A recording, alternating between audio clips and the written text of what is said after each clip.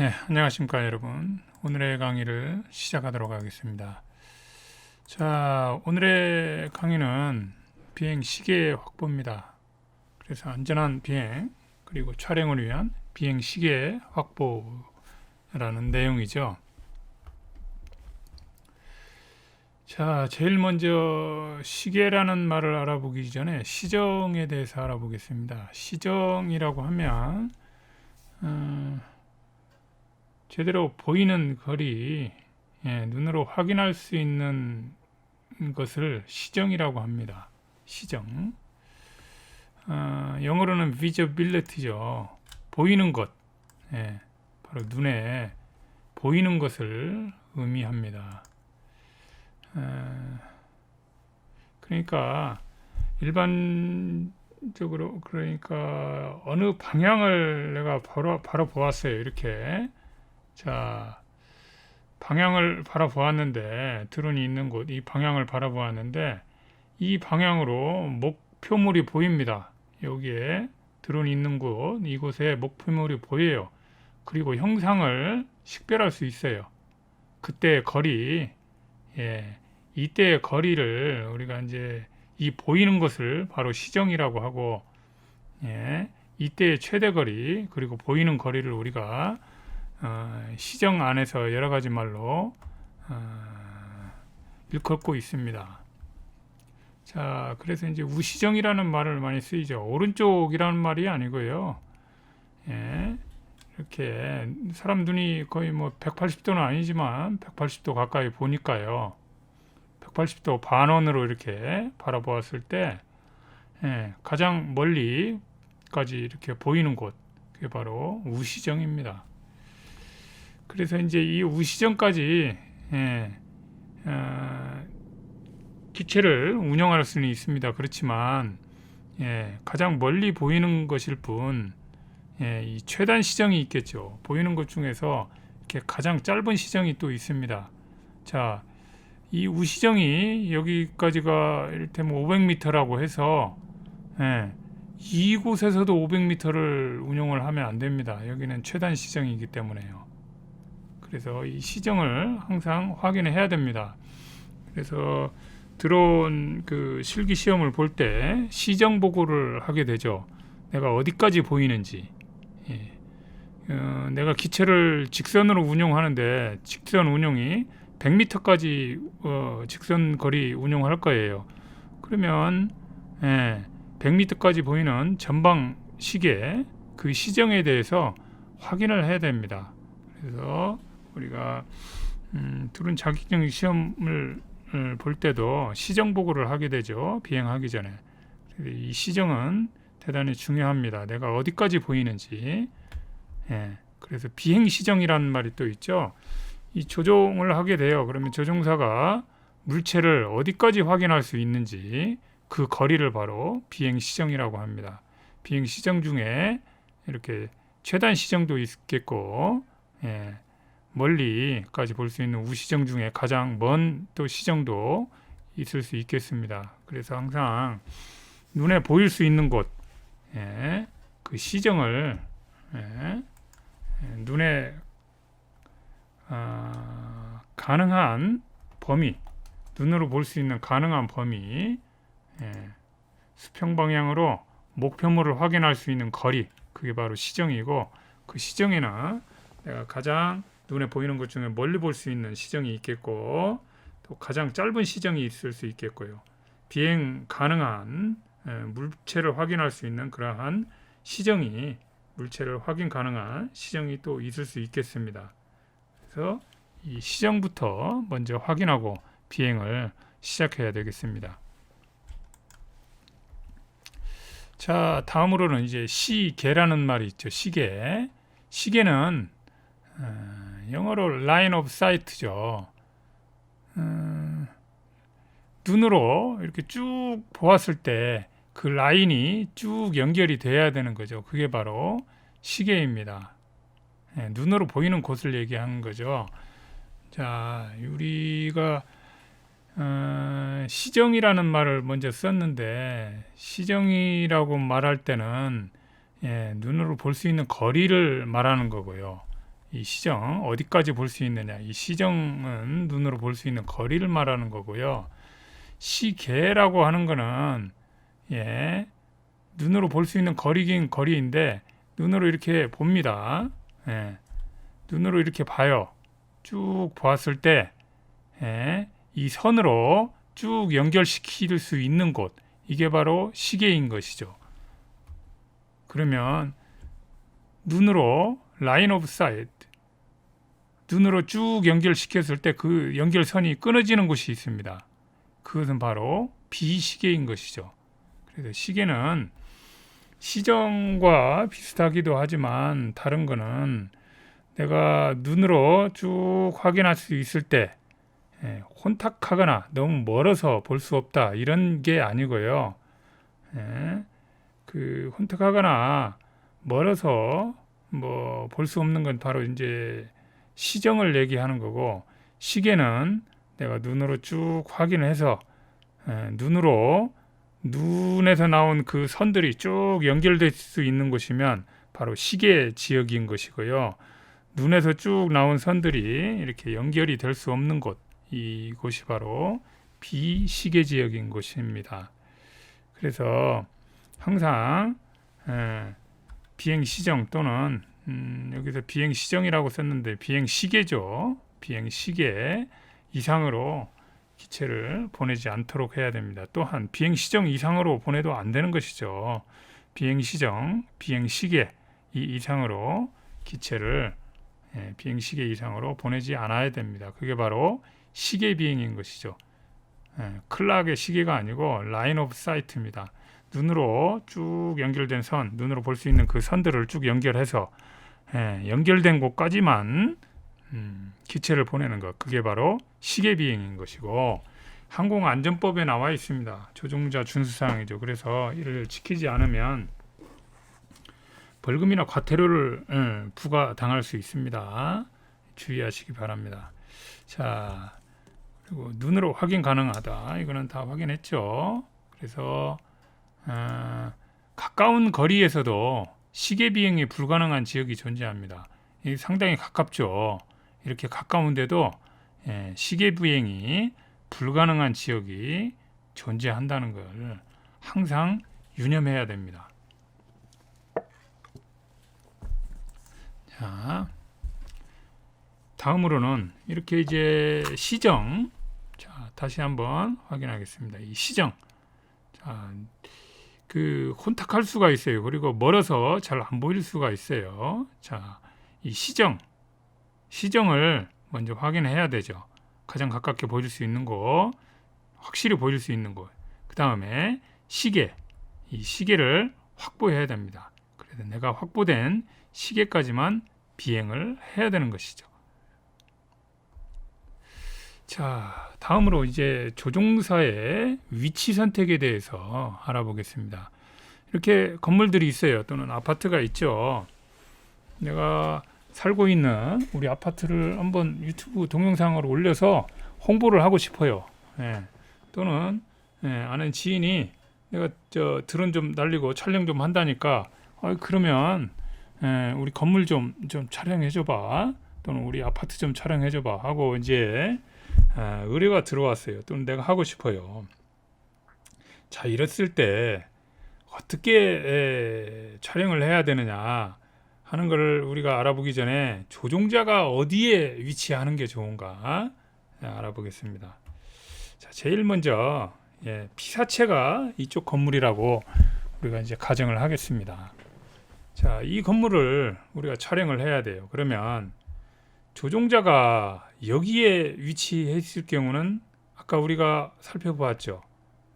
이 피사체가 이 건물이란 말이죠.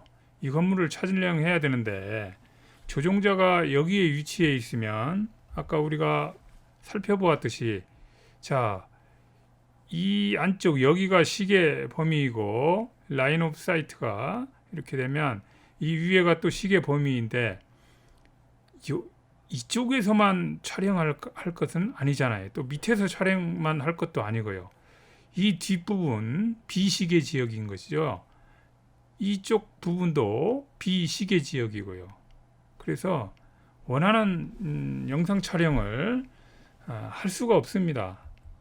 다음으로 그러면 내가 이 건물 가까이 밑에서 촬영하겠다. 더욱더 위험하죠. 예, 더욱더 위험합니다. 이 지역들이 시계 지역이 아주 좁게 형성되어 있습니다. 시계 지역이 아주 좁게 형성되죠. 그래서 이 지역도 그렇게 좋은 위치는 아닙니다. 그러면 어디에 위치해야 되느냐?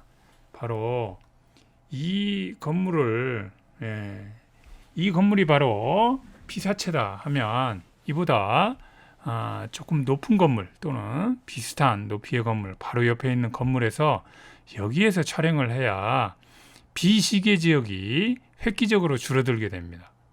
그러겠죠? 그런데 밑에서도 촬영할 일이 있다 그러면 이렇게 아래에서도 촬영하고요. 윗부분을 자 이렇게 라인 오브 사이트를 그어 보면 여기까지죠. 그래서 이 윗부분을 촬영해야 한다고 하면 당연히 이 건물 위에서 촬영을 해야 됩니다. 그런데 자 건물 위에서 드론을 운용하고 그러니까 이륙하고 다시 착륙시키는 것은 상당한 조종 실력을 요하죠. 예. 자, 이 건물 위에서는 상승기류가 있습니다. 낮에 촬영해야 되겠죠. 그러면 이 상승기류가 이렇게 올라가요. 그리고 바람이 불죠. 그래서 이륙과 착륙 시에 매우 힘듭니다. 쉽지가 않습니다. 그리고 이런 옥상 건물에 각종 장애물들이 많아요. 그 장애물들을 피하면서 이륙하고 착륙해야 됩니다. 그러니 우리가 뭐 오토 랜딩 기능도 있고 여러 가지 기능들도 있지만 상당히 조종 연습을 해야 됩니다. 조종 연습을 하지 않고 200만 원짜리, 500만 원짜리 이런 기체를 가지고 무턱대고 출사를 나갔다가는 흔히 하는 말로 견적 나오죠. 눈물이 쏙 나옵니다. 그러니까 조종 실력을 먼저 익혀야 됩니다. 충분히 조종 실력을 익히고 난 뒤에 다음으로 이러한 그 건물에서의 촬영을 할 수 있는 것입니다. 자, 이제는 조금 다른 위치에서 다른 건물을 확인해 보도록 하겠습니다. 자, 이제 이렇게 건물이 하나가 있어요. 하나가 있고 내가 평지에서 이제 촬영을 합니다. 평지에서 촬영을 합니다. 자, 주변에 건물이 없어요. 그냥 이 건물만 하나 촬영해요. 그러면 주변에서 건물이 이보다 높은 건물이나 동등한 높이의 건물이 있으면 그 옥상에서 촬영을 하면 되는데 이게 안 되죠. 그럼 땅에서 촬영할 수밖에 없죠. 자, 땅에서 촬영할 때 자, 제일 먼저 이 위치에서 촬영한다고 하면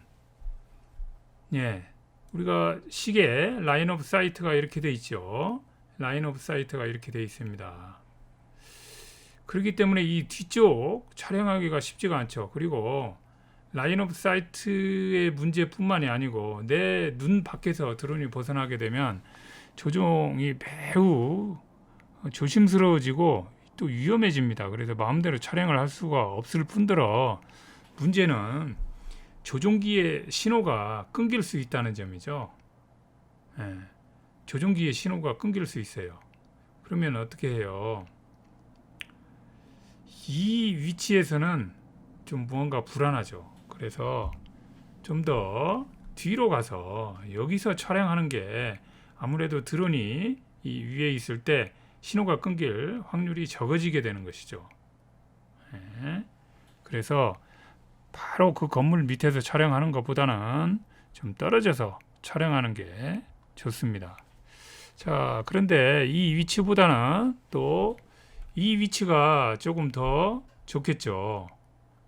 그 대신 건물에서 너무 멀리 떨어져 있기 때문에 기체를 확인하기가 좀 불편하기도 하고 여기서 또 기체를 멀리까지 보내야 되는 부담도 있고요. 자, 그래서 우리 위치를 본인이 촬영하는 본인이 잘 취사 선택해야 됩니다.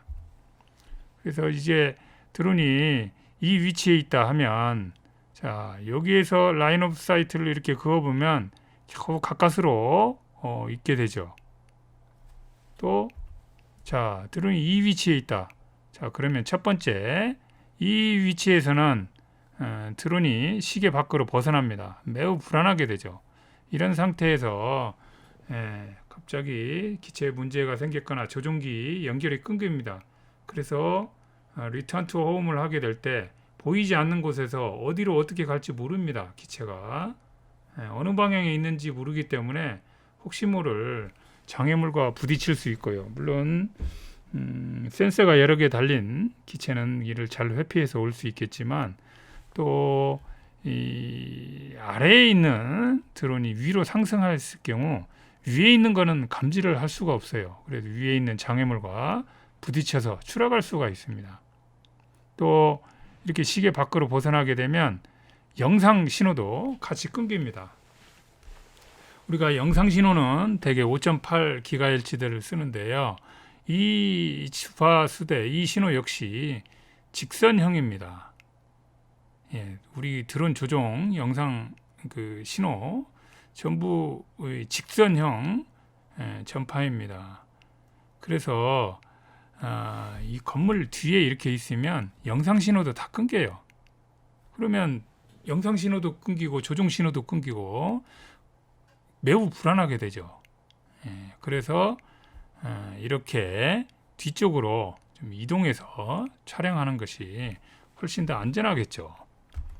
자, 이렇게 뒤에서 드론이 있으면서 전진을 하면서 촬영하고 또 후진을 하면서 촬영하고 이런 그 입체감을 또 줄 수 있습니다. 전진하는 느낌을 줄 수 있고 또 후진하면서 볼 수 있는 입체감이 있는데 이렇게 건물 가까이서 촬영하게 되면 저 뒤에 있게 되면 우리가 마토버링이라고 흔히들 얘기하는데 기체의 정면을 내가 바라보면서 기체의 정면을 바라보면서 기체를 운영하게 될 때 매우 숙련된 조종자, 아주 매우 숙련된 조종자가 아니면 그렇게 기체를 운영하기가 쉽지가 않아요. 그리고 숙련된 조종자라 할지라도 정면을 바라보는 위치와 내가 또 기체의 뒷면을 바라보는 위치가 바뀌게 되면 조종이 갑자기 순간적으로 헷갈리게 됩니다. 위험할 수 있죠. 그래서 가급적 건물에서 조금 떨어진 위치에서 이렇게 촬영을 하는 것이 좋습니다. 그리고 건물을 촬영한다고 했을 때 건물의 윗부분만 이렇게 촬영하는 게 아니고 아래 부분을 촬영할 수도 있죠. 그러면 아래 부분을 촬영한다고 하면 아무래도 조종자는 이동을 하는 게 좋습니다. 이곳에서 촬영을 하고 있다가 건물 위치로 이동을 또 하게 되죠. 그랬다가 또 상황에 따라서 이렇게 좀 뒤로 이렇게 이동을 할 수 있습니다. 자, 여기를 촬영하다 이렇게 기체가 뒤로 좀 보내서 POI 촬영을 나중에 배웁니다. POI. 자, POI 촬영을 이렇게 해요. 서클을 그리면서 POI 촬영을 하게 되면 자, 비시계 지역이 생기죠. 그래서 이렇게 조종자가 또 뒤로 움직였어요. 또는 기체를 내려서 주변을 촬영할 때 앞으로 이동했어요. 그러면 이때 신호가 끊기게 되면 RTH 기능이 활성화가 되는데 자, 조종자가 움직였단 말이죠. 이를테면 여기서 기체를 처음에 기동을 시켰어요. 그리고 나는 이쪽으로 왔는데 RTH를 작동을 시켰어요. 또는 여기서 기체를 기동을 했는데 기동을 시작했죠. 이륙을. 그런데 내가 여기까지 왔어요. 이때 또 신호가 끊겨서 RTH가 작동이 돼요. 그러면 이 조종자가 있는 곳으로부터 멀리 있는 곳에 가서 기체가 착륙하게 됩니다. 내가 보이지도 않는 곳으로 또 얘가 자꾸 달려가요. 그러면 매우 불안해지잖아요. 위험해지고. 그러니까 이런 경우에는 이렇게 홈포인트 지정을 상황에 따라서 해줘야 됩니다. 자, 1번은 어떤 걸 의미하냐면 기체가 이륙한 지점, 바로 그것을 홈으로 인식하고 리턴 투 홈을 하는 것이고요. 2번으로 홈 포인트 세팅을 하게 되면 조종자가 리모트 컨트롤러를 가지고 있는, 조종기를 가지고 있는 바로 그것을 홈 포인트로 인식해서 리턴 투 홈을 하게 되는 것입니다. 그러니까 상황에 따라서 1번으로 내가 할 건지, 비행을 하고 또 촬영을 할 여건, 주변 상황을 봐서 1번으로 홈 포인트를 지정할 건지 2번으로 홈 포인트 지정할 건지 이거를 항상 결정을 해야 됩니다.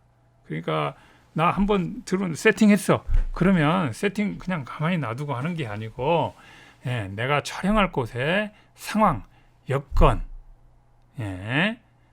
또 그날의 날씨, 기상 상황 이런 것들을 고려해서 홈 포인트도 세팅을 하고 페일 세이프가 되었을 때 페일 세이프가 활성화되었을 때 어떻게 할 것인지, 리턴 투 홈을 했을 때 그 고도는 몇 미터로 할 것인지 이런 거를 전부 그 상황에 맞게 설정해야 되는 것입니다.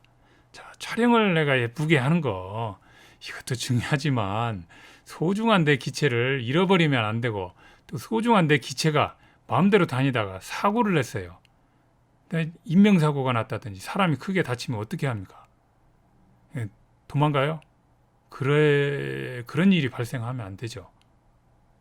그래서 항공안전법에서도 앞으로 개정을 통해서 좀 큰 드론은 내년부터 모두 서울 각 지방 항공청에 등록을 의무화할 것이고, 그래서 누구 기체인지 알아야 되죠. 사고를 냈을 때. 그래서 내 기체가 사고를 유발시키지 않으려면 항상 이런 세팅 값을 잘 확인하고 상황에 맞게 세팅을 해주어야 될 것입니다.